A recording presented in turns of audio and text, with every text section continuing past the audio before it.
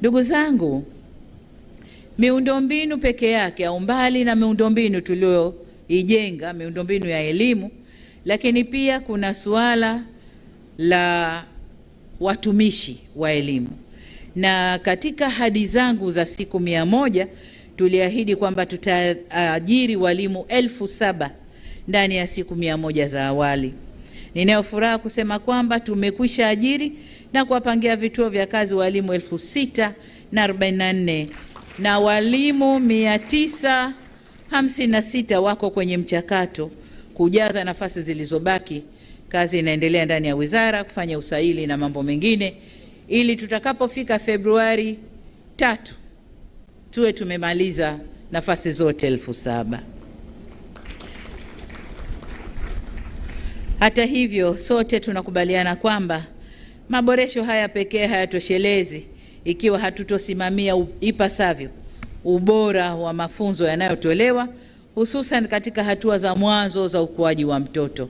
Na hapa kuna kuja haja ya kuboresha au kuimarisha kitengo chetu cha ukaguzi. Nimesikia hapa wakaguzi wametambulishwa. Kile kitengo, Mheshimiwa Waziri, wakaguzi mna kazi kubwa. Mna kazi kubwa, na kwa bahati nyuma huku mliwezeshwa. Sasa twendeni tukasimamie haya. Tuhakikishe watoto wetu yale yaliyopangwa kwenye mpango huu wa kuhakikisha darasa la kwanza, kabla awali darasa la kwanza na la pili, wanatoka wakijua KKK. Hiyo ni kazi yenu wakaguzi, nami nawatia moyo, nendeni kafanyeni kazi hiyo.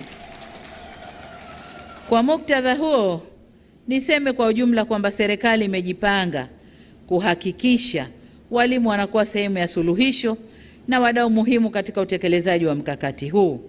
Hii ni pamoja na kuwapatia nyenzo, lakini pia na mafunzo, kama alivyosema mtendaji mkuu wa Baraza la Mitihani hapa kwamba tunakwenda kuwafundisha walimu na kuongeza ujuzi wao, lakini pia kuwapatia nyenzo zote zinazotakiwa katika na mbinu za kisasa za ufundishaji, pamoja na ufuatiliaji wa karibu, kama nilivyowaomba wakaguzi waende wakafanye hiyo kazi kwa moyo mmoja.